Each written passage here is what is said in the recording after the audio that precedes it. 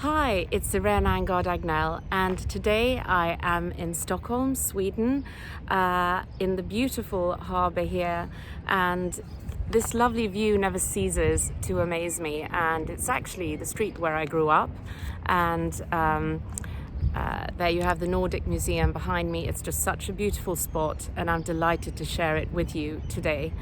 So I've been in Stockholm for a week meeting family, but also investors and investors who want to invest in London property for a number of reasons. First of all, they can see that yields in London, West London, are really good right now. In prime central London, you can get 4, 5, 6, even 7% yields, which is just phenomenal from a historic perspective.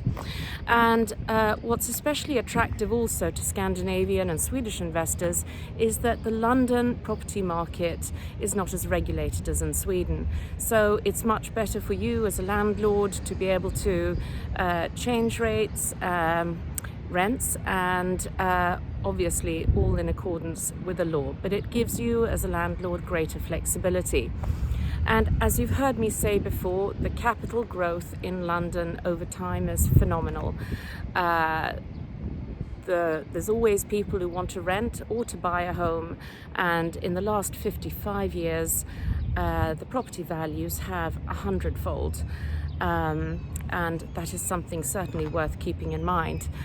One point that is very interesting for Swedish investors also is that they can get bank lending on a buy-to-let property or a rental property in London or the United Kingdom, and that means that they can get leverage in quite a different way with their investments, and that's certainly something that I can help with, introducing to FCA accredited brokers who can help you to look at the financing side.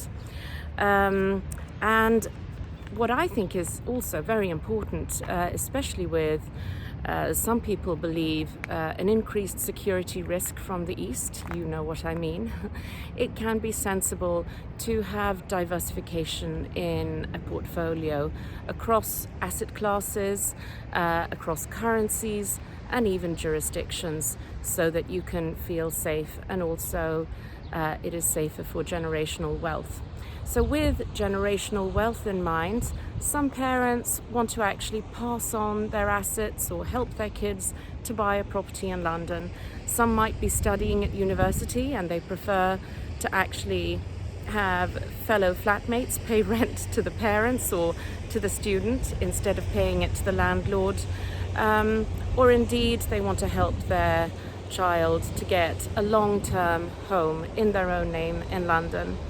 But no matter what your reason for wanting to invest in London, I'm there to help, to make it as easy as possible, and to guide you through the entire process from start to finish, and to make it totally hands-free.